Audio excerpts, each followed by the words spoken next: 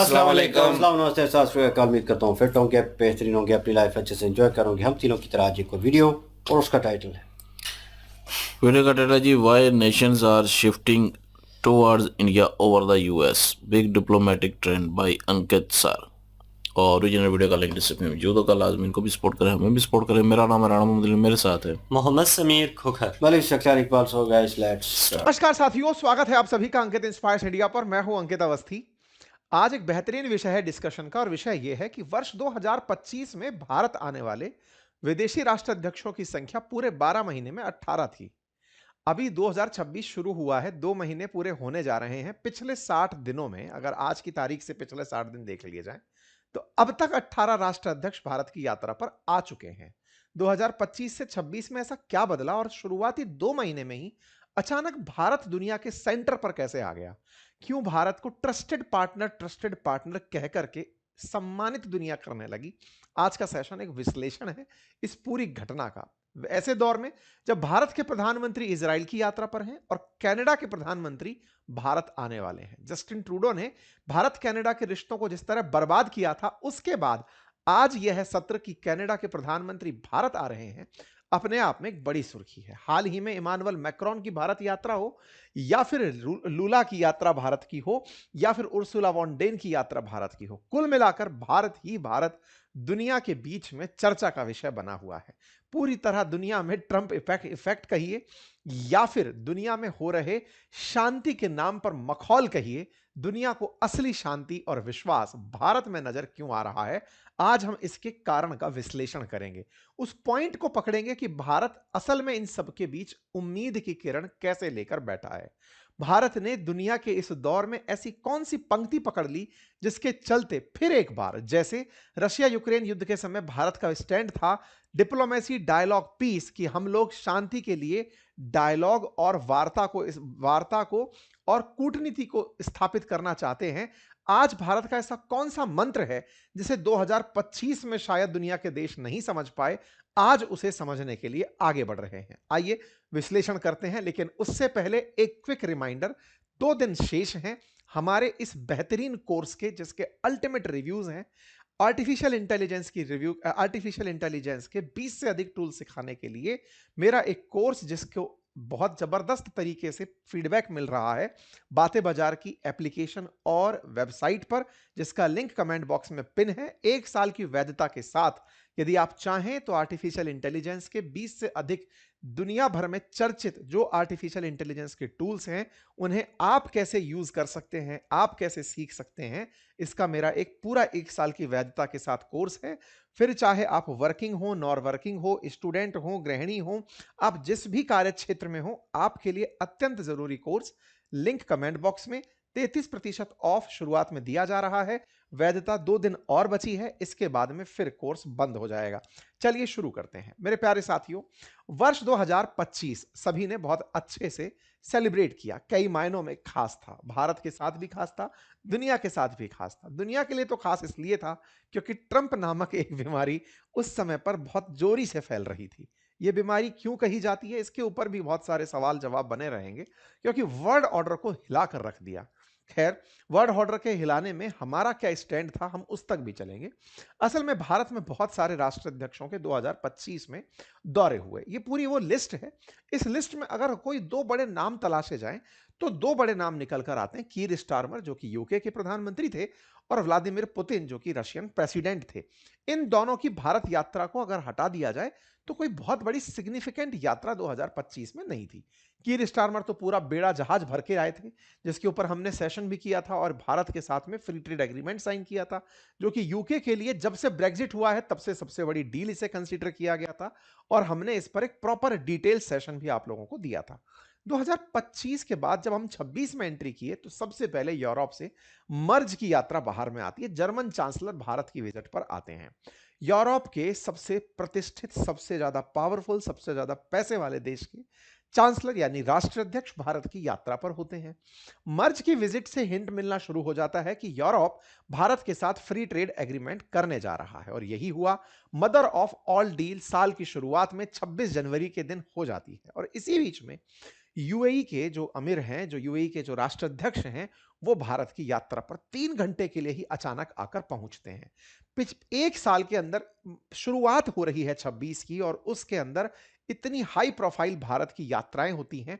ये यात्राएं सब सुर्खियों के बड़े कारण बनकर आती हैं। हमने हर किसी पर कोई ना कोई सेशन आपके साथ साझा किया है। भारत ने यूरोपियन यूनियन के साथ बहुत बढ़िया डील करी।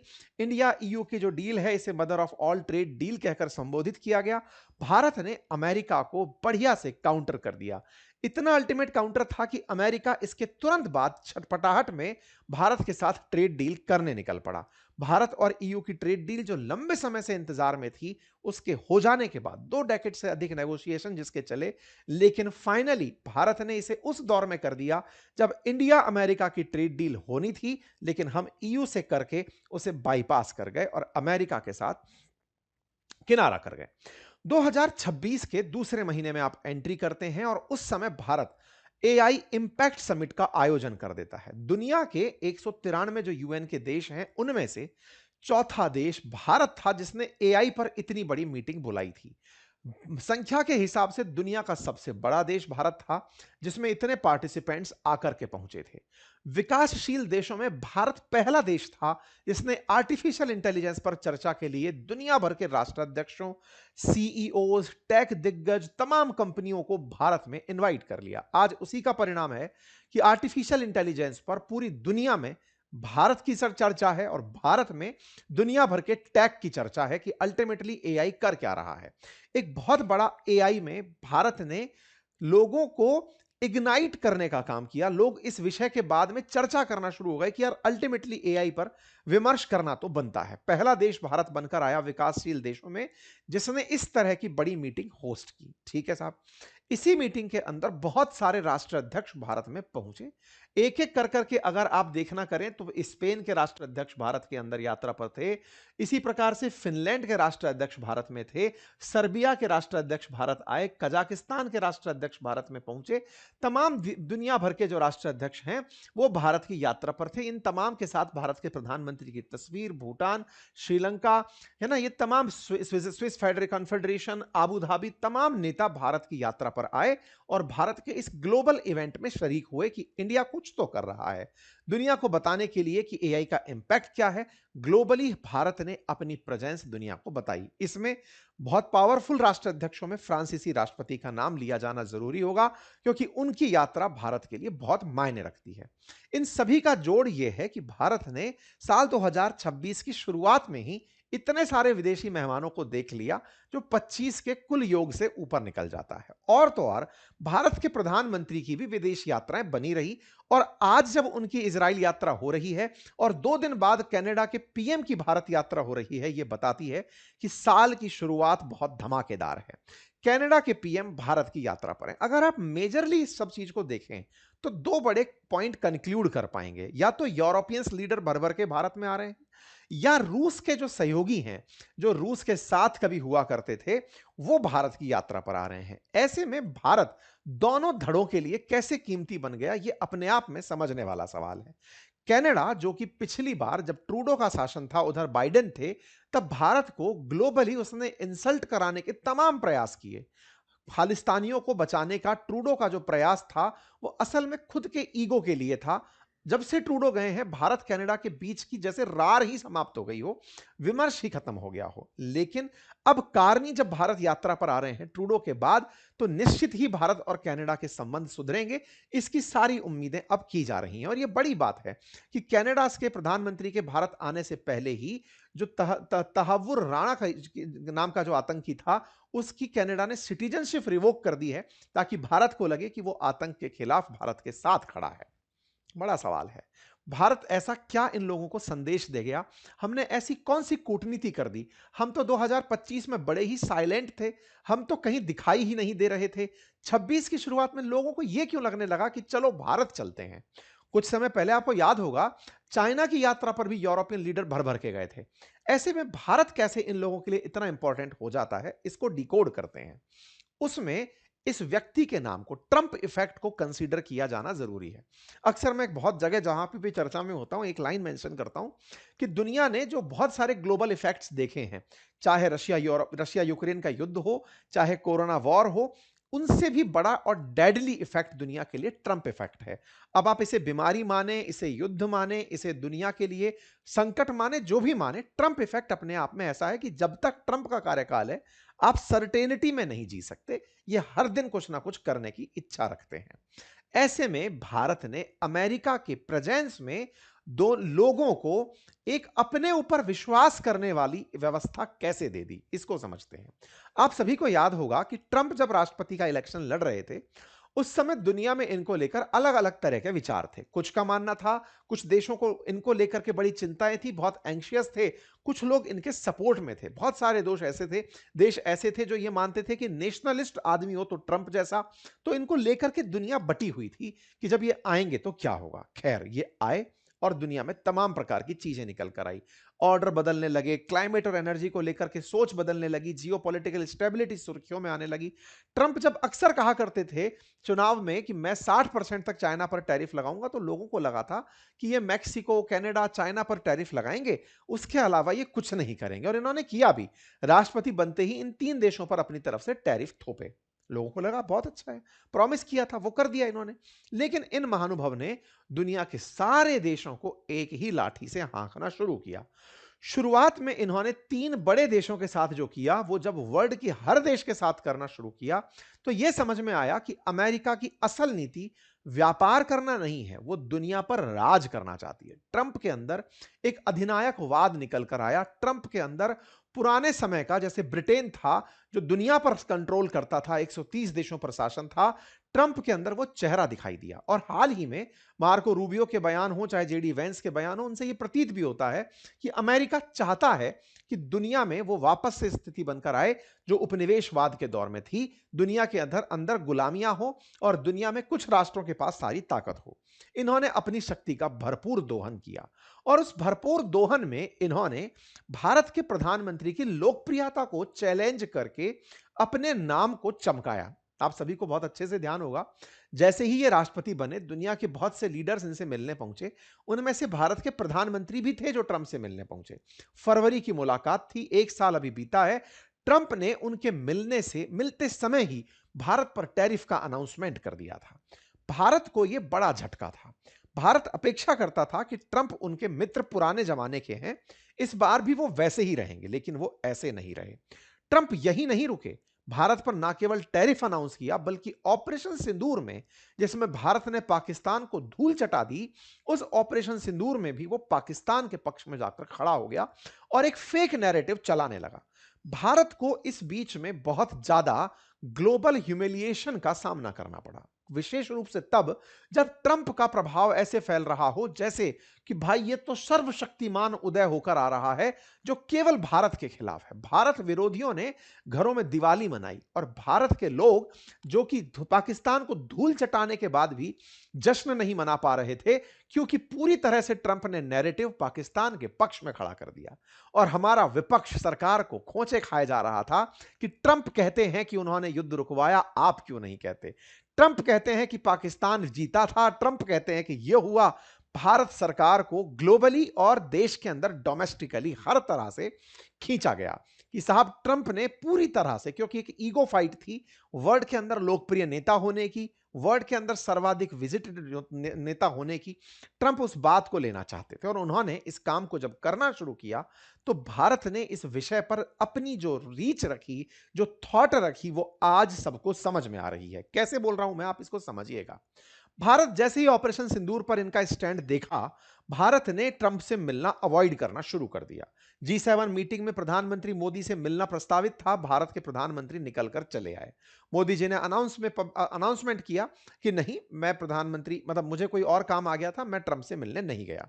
इस बात पर देश के अंदर भी राजनीतिक दल भारत सरकार को घेरते रहे कि ट्रंप बोलते हैं कि 60 बार उन्होंने कह दिया कि युद्ध रुकवाया, आप कुछ क्यों नहीं कहते। शायद नवंबर का ये जो आंकड़ा है, ये शायद अब तक 200 बार तक पहुंच चुका है, जिस समय ट्रंप बार बार ये कहते हैं कि मैंने युद्ध रुकवाया। खैर, ट्रंप के इस क्लेम को अपने आप ही मरना था और वो मरता हुआ लोगों ने देख लिया, क्योंकि भारत सरकार ने बहुत पहले ही ट्रंप के बयानों पर चुप्पी साध ली थी। अब तो आप और हम विद रेफरेंस ये पकड़ पाते हैं कि ट्रंप मानसिक दिवालियापन के शिकार होने जा रहे हैं। इसके कुछ प्रमाण देख लीजिए, तथ्यों के साथ देख लीजिए। ट्रंप को हाल ही में आपने कहते सुना होगा कि मैंने 35 मिलियन लोगों की जान बचाई भारत पाकिस्तान के युद्ध में। अगर ये दोनों झगड़ लेते, न्यूक्लियर बम गिरता, 35 मिलियन लोगों की जान चली जाती। ये जो 35 मिलियन का डेटा है, ये ताजा छन के आया है। इससे कुछ दिन पहले जनवरी में यही 35 मिलियन 10 मिलियन हुआ करता था कि मैंने 10 मिलियन लोगों की जान बचाई भारत पाकिस्तान युद्ध में। इसके बाद में बीच में अगर आप डेटा देखें तो 19 फरवरी के दिन यह डेटा 25 मिलियन था। 35 मिलियन, 25 मिलियन, 10 मिलियन, यह दर्शाता है कि ट्रंप फैक्ट्स को लेकर के किसी बीमारी के शिकार हो चुके हैं। वो कहीं ना कहीं अपने दिमाग में अपने ही आंकड़ों को चैलेंज करते रहते हैं। वो ये भूल गए हैं कि ये आंकड़े मशीनों के माध्यम से, मीडिया के माध्यम से रिकॉर्ड होते जा रहे हैं, डिजिटली रिकॉर्ड हो रहे हैं। लेकिन ट्रंप अपनी बात कहते चले जा रहे थे। हालात तो ये हैं कि ट्रंप ने ऑपरेशन सिंदूर के बाद कहा कि 5 फाइटर जेट गिरे थे। तारीखों पर नजर डालें तो आप 19 जुलाई को 2025 में 5 फाइटर जेट की खबर देखते हैं। अगस्त में 6 से 7 फाइटर जेट की खबर देखते हैं। उसके बाद अगस्त 26 तक 7 जेट गिराए गए भारत पाकिस्तान के युद्ध में, यह खबर देखते हैं। नवंबर में 8 फाइटर जेट गिराए, यह खबर देखते हैं। फरवरी 20 आते आते 11 फाइटर जेट गिराए गए, यह खबर देखते हैं। इससे अंदाजा लगा लीजिए कि भारत पाकिस्तान के बीच में जो भी हुआ वो अमेरिका की नजर में किस तरह से था। और कोई फाइटर जेट गिरा नहीं गिरा, भारत सरकार सच या झूठ, ये स्वतः ही ट्रंप के बयानों से प्रूव होता चला गया। ट्रंप लगातार जिस तरह 5 से लेकर अब 11 फाइटर जेट तक पहुंच चुके हैं, यह दर्शाता है कि ट्रंप ने निश्चित ही इस बात को केवल बात ही रहने दिया, इसमें कोई दम नहीं था। और आज तो इन्होंने आनंद की अत्यधिक पराकाष्ठा टच कर दी जब यह कहा कि अगर मैं युद्ध नहीं रुकवाता तो पाकिस्तान के प्रधानमंत्री मर जाते। यह आज का ताजा बयान है जिसमें यह कहते हैं कि अगर मैं भारत पाकिस्तान का युद्ध नहीं रुकवाता तो पाकिस्तान के प्रधानमंत्री वुड हैव डाइड। यह न्यूज आज की अपडेटेड न्यूज है जो हेडलाइन बनकर घूम रही है। कुल मिलाकर ट्रंप को भारत ने समय से पहले ही डिकोड कर लिया था। ऑपरेशन सिंदूर से पहले ही भारत ट्रंप को कैलकुलेट कर चुका था कि यह आदमी फैलेगा, और जिस तरह से यह फैल रहा है, यह बीमारी इस लेवल तक ऊपर फैलेगी, यह रेडियो एक्टिविटी की तरह है, बहुत दूर तक असर डालेगी। भारत शांत था, लेकिन जो नासमझ थे वो इनके साथ लगे रहे, क्योंकि भारत की चुप्पी को भारत की कमजोरी माना गया। कमजोर मानने वाले ट्रंप के कुछ और करीबी थे, जो यूरोपियन देश थे, पड़ोसी थे, जिन्हें यह लगता था ट्रंप तो हमारे हैं। ये वो देश थे जो कभी अमेरिका से कहते थे कि भारत पर रूसी तेल खरीदने का प्रतिबंध लगाइए। ये वो नाटो सहयोगी थे जो भारत पर 100% टैरिफ लगाने की डिमांड करते थे। ये तमाम वो देश थे यूरोपियन यूनियन के जो चाहते थे कि अमेरिका भारत पर प्रतिबंध लगाए। भारत पर प्रतिबंध की मंशा रखने वाले यूरोपियन लीडर्स को तब और मजे आए जब इन्होंने मादुरो को उठा लिया। तब तक तो यूरोपियन लीडर्स को लग रहा था कि हमने ट्रंप का साथ देकर सही किया, लेकिन ट्रंप रूपी एक भस्मासुर राक्षस बनकर जब यूरोपियन देशों पर फैलने लगे, तब इन सब की चिंताएं बढ़ने लगी। वेनेजुएला के मामले में भारत ने बहुत ही कूटनीतिक तरीके से चुप्पी साधी कि ठीक है, मसला आपका है, निपटिए, हम शांति से दर्शक बने देख रहे हैं।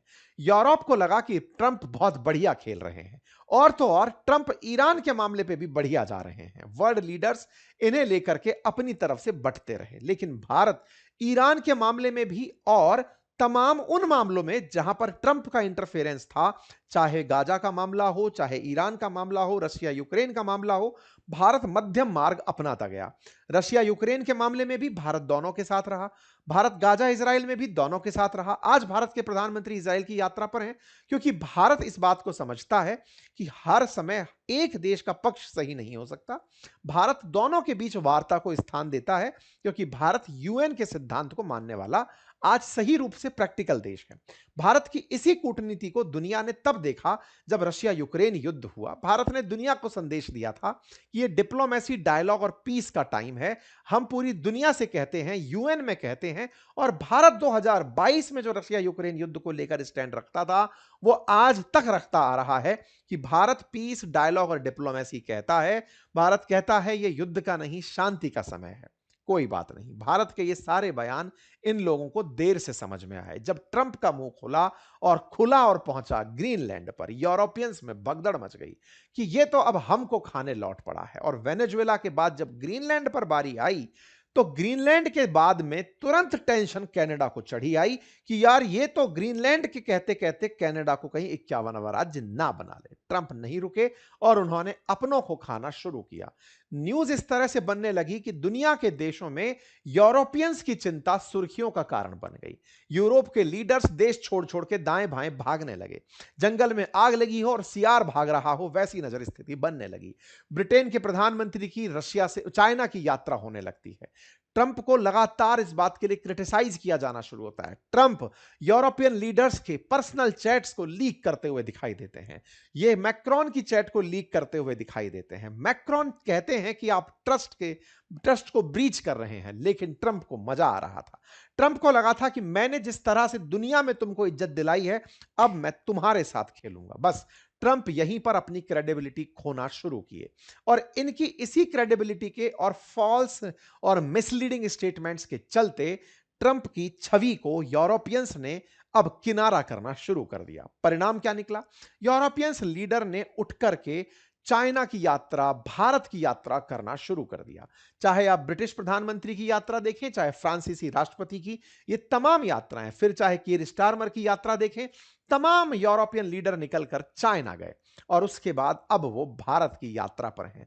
इसी वजह से मैं बोल रहा हूं कि भारत के प्रधानमंत्री आज इजराइल हैं और 2 दिन बाद कीर स्टारमर कनाडा के प्रधानमंत्री भारत की यात्रा पर हैं। यह दर्शाता है कि दुनिया को अंततोगत्वा भारत में पोटेंशियल नजर आया कि नहीं, हमें इनका तरीका अपनाना चाहिए था जिसमें ट्रस्ट और क्रेडिबिलिटी दोनों थी। ऐसा क्यों? भारत के प्रधानमंत्री ने हाल ही में एक बयान दिया और कहा कि दुनिया अब हमें ट्रस्टेड पार्टनर के रूप में देखती है जिस पर विश्वास किया जा सके।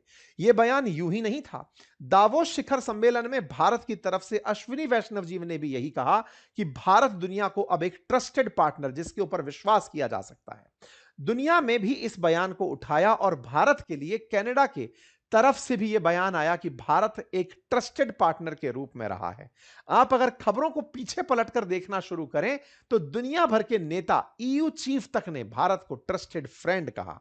मैक्रोन ने भी भारत को ट्रस्टेड पार्टनर कहा। यह दर्शाता है कि दुनिया के लिए भारत एक विश्वस्त देश के रूप में निकल कर आया।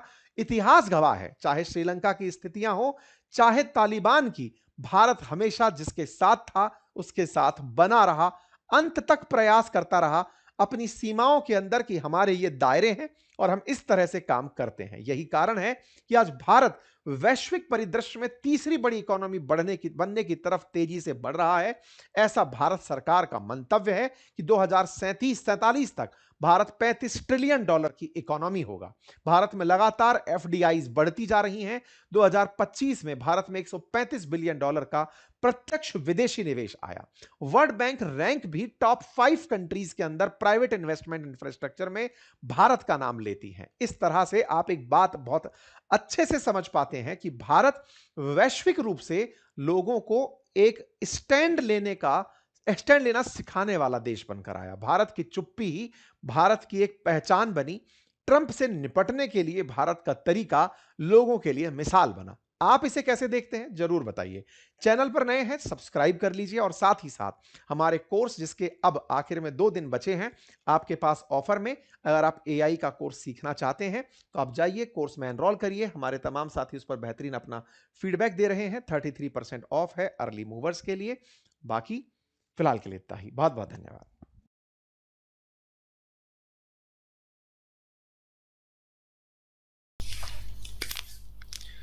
जी बिल्कुल जी, जिस तरह से जियोपॉलिटिक्स को देखते हुए इंडिया ने हिकमत अमली अपनाई है तो उस चीज़ को अप्रिशिएट करते हैं कि इंडिया जो है एक बहुत ही मैच्योर और बहुत ही समझदार कंट्री होने का एक सबूत जो है वो इंडिया ने दिया है। एक तरफ पूरी दुनिया में जिस तरह से भगदड़ मची हुई थी और ट्रंप को लेकर जिस तरह से दुनिया में बड़ा चेंज आ रहा था, इंडिया ने एक साइलेंट यहाँ पे गेम खेला है और वो गेम जो है वो इंडिया के हक में बहुत अच्छे तरीके से कामयाब भी हुआ। इंडिया की हम यही कहते हैं कि इंडिया की जो फॉरेन पॉलिसियां हैं, इंडिया की जो जियोपॉलिटिक्स के ऊपर जो नज़र होती है ना, वो बड़े डीप तरीके से होती है।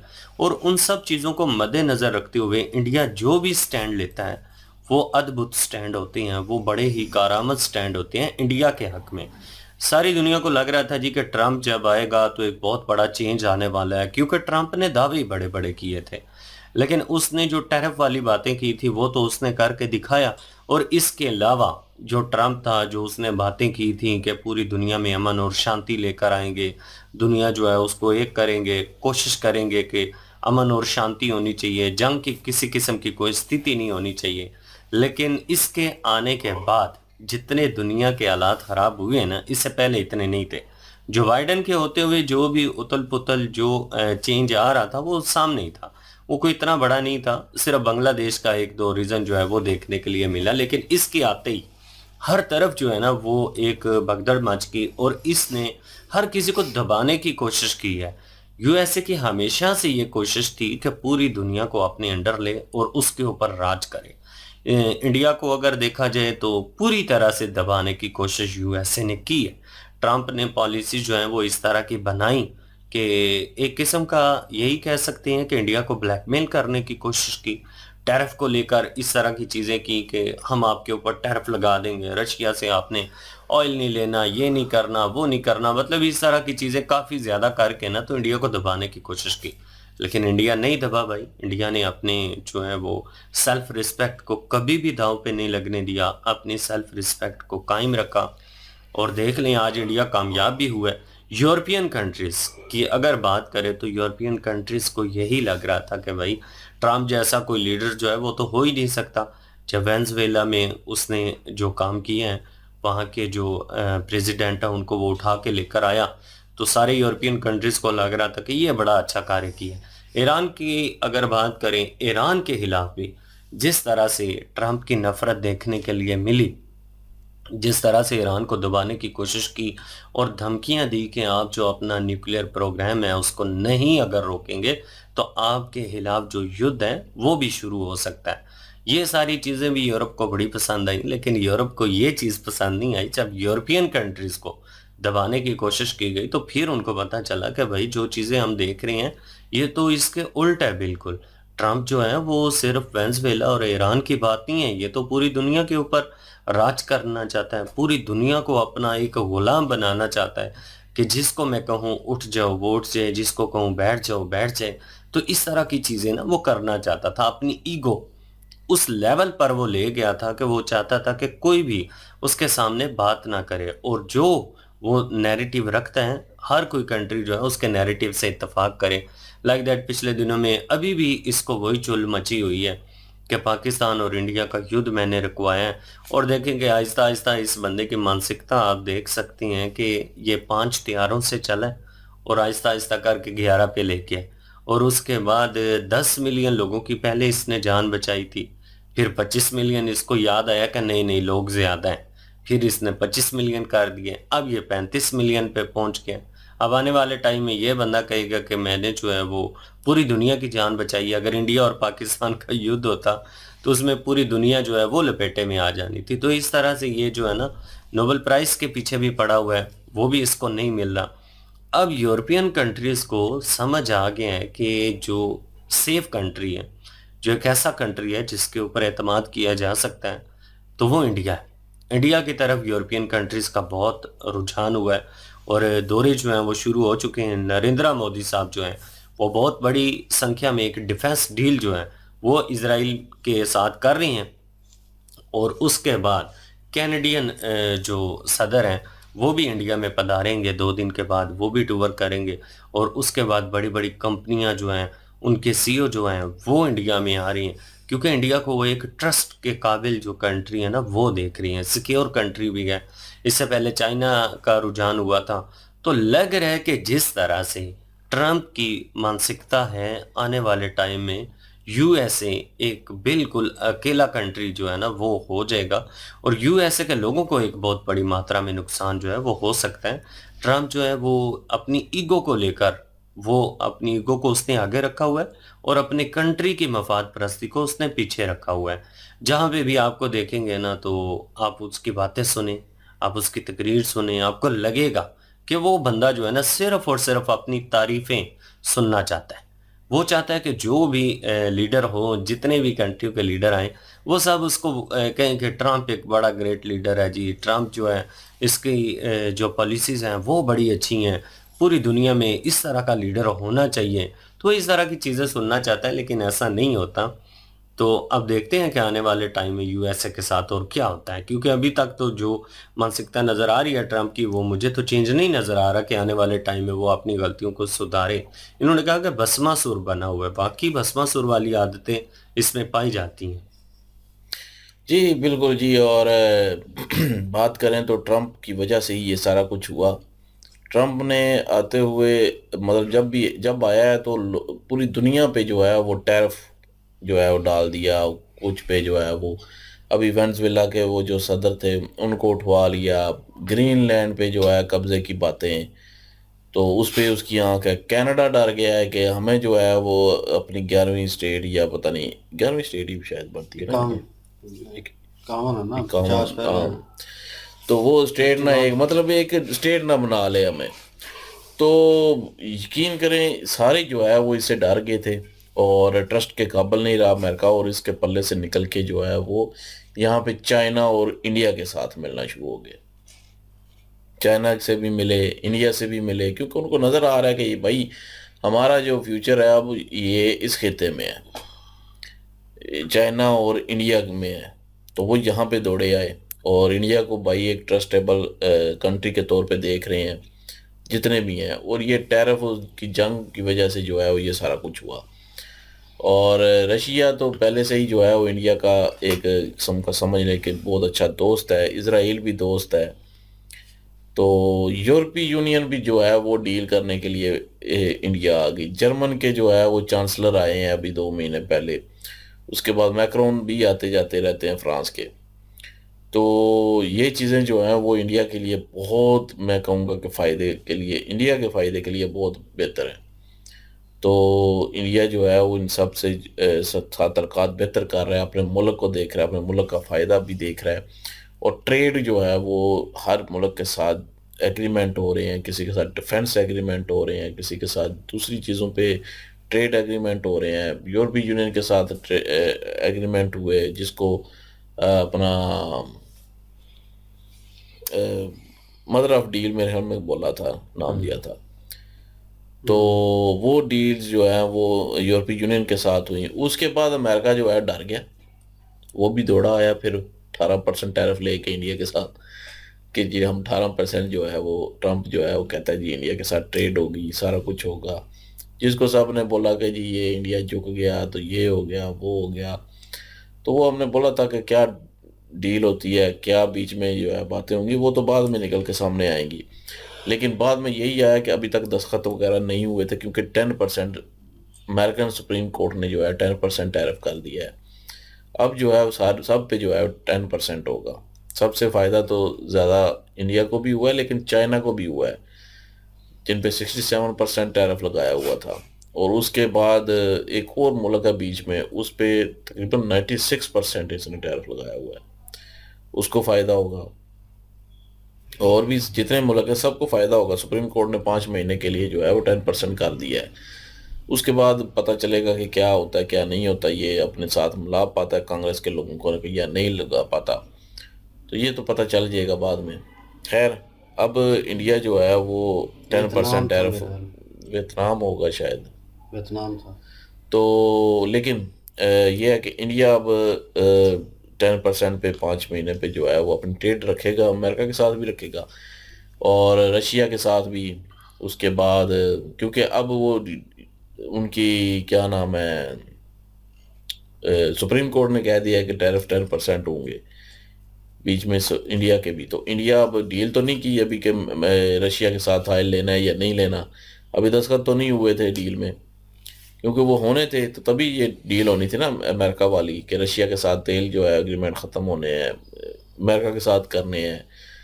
तो वो अब मेरे ख्याल में ख़त्म फिर से हो जाएंगे रशिया के साथ फिर से लेगा इंडिया। इंडिया में भाई AI इम्पैक्ट समिट जो हो रहा है, वहाँ पे जो है वो दुनिया के लीडर जो है वहाँ पे पधार रहे हैं और देख रहे हैं एक उभरती हुई कंट्री जो है वो इंडिया है। इकॉनमी के लिहाज से भी बेहतर होती जा रही है। 2047 तक वो कह रहे थे कि पता नहीं कितने ट्रिलियन जो है होगी इकॉनमी, तो तीसरी बड़ी इकॉनमी बनने जा रहा है इंडिया। तो ये दुनिया देख रही है भाई, दुनिया उस मार्केट को कैप्चर करने की कोशिश कर रही है, दुनिया अपना फ़ायदा देख रही है, लेकिन इंडिया का इसमें बहुत फ़ायदा हो रहा है। वो ये ट्रंप चाचा के आने के बाद जो है इंडिया का बहुत फ़ायदा हुआ। हाँ, जब वो ऑपरेशन सिंदूर हुआ तब वो नैरेटिव जो अमेरिका ने फैलाया तो ज़ाहिर है इंडिया में भी ये बातें हुई, तो मतलब कि मोदी जो है वो झूठ बोल रहे हैं और ये है वो है। सो सियासत में अपोजिशन पार्टीज़ और वैसे भी जो मुखालफ होते हैं वो सारी बातें करते हैं, वो मौका तो जाने नहीं देता कोई भी हो, तो उन्होंने मौका नहीं जाने दिया। लेकिन ट्रंप जो है पहले 5 इख्तियार, फिर 6, फिर 7, फिर 8, फिर 10, अभी 11। तो मेरे ख्याल में वो जो इंडिया में तेजस त्यारी जो है वो गिर रही है ना, एक वो दुबई शो में गिरा था और एक अभी मेरे ख्याल में रिसेंटली के 2 गिरे हैं। तो वो भी मेरे ख्याल में बीच में काउंट करता जा रहा है कि ये जी ऑपरेशन सिंदूर में ही गिरे हैं, मुझे तो यही लगता है। मतलब जो गिर रहे हैं उनको काउंट करता जा रहा है, अपने ही दिमाग में अपना ही हिसाब लगाता जा रहा है किसी न किसी तरीके से। तो कोई टेक्निकी खराबी की वजह से तरबियती मामले में जो है वो कोई गिरता है तो या कुछ होता है। वो जो मुसाफिरों वाला जो है वो गिरा था, मुझे लगता है कि वो भी इसने इसी में डाल दिया है। ट्रंप है ना भाई, कुछ भी कर सकता है, अपने दिमाग में उसका दिमाग है भाई। अब अपने मेरे ख्याल में उसके F-16 तैयारी 2 गिरे हैं, एक तुर्की में गिरा है, एक जनूबी कोरिया में गिरा है, तो हो सकता है कि वो भी बीच में डाले हुए हों भाई, कोई पता तो नहीं है ना। अब कह रहा है कि जी ऑपरेशन सिंदूर जो है वो अगर मैं ना रुकवाता तो पाकिस्तान के प्राइम मिनिस्टर की मृत्यु हो जाती उसमें। वैसे अजीब ये स्टेटमेंट है, ये अब कैसे है, क्यों है? क्योंकि मैंने कोई न्यूज़ में देखा नहीं है पाकिस्तान में ना, अभी कोई न्यूज़ आएगी तो पता चलेगा कि उसने ये बोला क्यों है, क्या डिटेल है इसके पीछे। आई होगी, ट्वीट किया होगा भाई बकायदा, या नहीं इंटरव्यू वो में कहा होगा। नहीं वो ट्रंप ने तो किया होगा ना। मैं पाकिस्तानी न्यूज़ की बात कर रहा हूँ कि पाकिस्तानी न्यूज़ में कोई डिटेल दें, कोई कि क्यों बोला है, क्या बोला भी है या नहीं बोला, तू कोई चाहता भी है नहीं कि बोल कवर रहा, करें, डोंट इवन कोई थिंक भी नहीं अबाउट बोल इट रहा के ना। मतलब। नहीं, पता तो होना चाहिए ना कि उसने ऐसा क्यों बोला। तो बहरहाल ये वो चाचा ट्रंप जो है वो कुछ भी बोल बोल देता है, कुछ भी जो उसके जहन में आता है बोल देता है, जो मतलब कि नहीं भी करना होता वो भी कर देता है। टैरिफ अगर इसको रात को सोते वक्त जहन में आया जी फलाने कंट्री पे जो है इतना टैरिफ लगाना है, सुबह उठ के कहेगा जी उस पर इतना टैरिफ। तो इसीलिए सुप्रीम कोर्ट में चैलेंज किया गया था इसको, और सुप्रीम कोर्ट ने 5 महीने के लिए टैरिफ की जंग को रोक दिया गया है। अब सिर्फ 10% जो है टैरिफ होगा। और बाकी मोदी जी की बात करें तो वो भी दौरे पे गए हुए हैं, अभी इसराइल में हैं, और इसराइल में जो डील्स हो रही हैं वो अलग, और जो उनको एक उनके बड़े एजाज़ से नवाजा गया है, मेडल जो है पहनाया गया, तो वो भी बड़े एजाज़ की बात है इंडिया के लिए कि कंट्रीज़ जो है वो इंडिया को प्रेफरेंस दे रही हैं। हर कोई इंडिया के साथ जो है ट्रेड डील करना चाह रही हैं, इंडिया के साथ ट्रेड कर रही हैं, और एक मतलब समझ लें कि ट्रस्टेबल मार्केट समझ रहे हैं इंडिया को भी, कंट्री ट्रस्टेबल कंट्री समझ रहे हैं, जो कि उन मुल्कों के फ़ायदे के लिए जो है वो काम आएगा इंडिया। तो इंडिया को भी भाई इस चीज़ से बहुत फ़ायदा है, और इंडिया की एक साख बन रही है पूरी दुनिया में, इंडिया के तलकात बन रहे हैं सारी कंट्रीज़ पे, कंट्री की नज़र है इंडिया पे और चाइना पे भी है। तो ये 2 मुल्क हैं अब, क्योंकि ये सिर्फ चाचा ट्रंप की वजह से ही हो रहा है, उसने ही आके दुनिया को डरा दिया। अब कनाडा के जो है वो प्राइम मिनिस्टर वो भी आएंगे, ट्रूडो के बाद जो है वो बने थे जो, वो आएंगे, और उनकी वजह से वो तहव्वुर आना कि उन्होंने कहा कि जी वो ख़त्म कर दिया वहाँ से नेशनलिटी। तो ये एक किस्म का एक बताया कि हम जहाँ पे इंडिया के ख़िलाफ़ नहीं खड़े, इंडिया के साथ खड़े हैं। तो अभी दौरा भी होगा, उनके साथ डील्स होंगी, ट्रेड डील होंगी, दूसरी डील होंगी, तलकात उनके साथ बेहतर होंगे। तो ये चीज़ें हैं कि इंडिया जो है भाई एक किस्म का अब लीड करने लगा है आहिस्ता आहिस्ता, क्योंकि जब सब इन्हिसार हो जाएगा दुनिया का इंडिया पे, डील्स हो जाएंगी, ट्रेड होंगी, तो फिर जाहिर है भाई इंडिया की एक साख बन जाएगी, इंडिया एक वर्ल्ड लीडर के तौर पे आएगा सामने फिर। तो वैसे भी न्यूज़ में हमने पहले भी एक दो दफ़ा देखा था कि चाइना और इंडिया जो है वो दुनिया की लीडरशिप में जो है वो अब आगे आने वाले हैं, क्योंकि अमेरिका जो है वो अब ठुस होने लगा है और ऐसा ऐसा हो भी जाएगा अगर ट्रंप रहा तो दुनिया जो है वो उसको अब इग्नोर करती जा रही है अमेरिका को, अब किसी और कंट्री को देख रही है, लेकिन वो सब जो है वो अभी इंडिया की तरफ देख रहे हैं। ये इन्होंने पूरी डिटेल शुरू से लेके 2025 में क्या हुआ, फिर 2026 के 2 महीने में क्या क्या तब्दीली आई हैं और आगे क्या होगा, ये इन्होंने पूरी डिटेल दी है जी। मेरे को ये हमारे तजिया निगार थे, उनके साथ पॉडकास्ट हमने की है। और बहरहाल जी, हालात तो भाई सबके सामने है। और मैं कहूँगा इन माय ओपिनियन भाई के कंट्रीज़ के साथ ट्रेडिंग होती है, मैंने पहले भी कहा था कि मफादात पे सारी चीज़ें चलती हैं। और भाई यूरोपीय यूनियन के लोगों को लगा कि भाई अमेरिका का साथ देना चाहिए, उन्होंने दिया। और जब देखा कि अल्लाह एक पाकिस्तानी ख्वाजा आसिफ की तरह उन्होंने बयान देने शुरू कर दिए और अपनी ही स्टेटमेंट जो हैं क्रिएट की, और उन्हीं स्टेटमेंट के ऊपर अपनी स्टेटमेंट दी अगेन। और इस बार काउंटिंग जो है, फिगर्स जो हैं वो चेंज थी, और फिर अपनी स्टेटमेंट दी और फिर फिगर्स चेंज किए। तो लोगों को लगा कि भाई मेंटली तौर पे स्टेबल नहीं है ये बंदा।